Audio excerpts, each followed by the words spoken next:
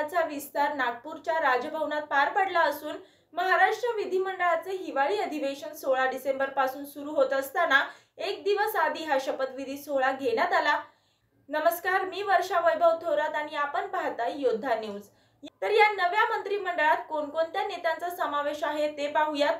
नव्या मंत्रिमंडळात भाजपच्या चंद्रशेखर बावनकुळे, राधाकृष्ण विखे पाटील, चंद्रकांत पाटील, गिरीश महाजन, गणेश नाईक, जयकुमार रावल, पंकजा मुंडे, अतुल सावे, अशोक उईके, आशिष शेलार, शिवेंद्रसिंहराजे भोसले, जयकुमार गोरे, संजय सावकारे, नितेश राणे, आकाश फुंडकर, माधुरी मिसाळ, पंकज भोयर, मेघना बोर्डीकर आणि मंगल प्रभात लोढा, तर शिंदे सेनेतील गुलाबराव पाटील, दादा भुसे, संजय राठोड, उदय सामंत, शंभूराज देसाई, संजय शिरसाट, प्रताप सरनाईक, भरत गोगावले, प्रकाश आबिटकर, आशिष जयस्वाल, योगेश कदम यांनी मंत्रिपदाची शपथ घेतली आहे।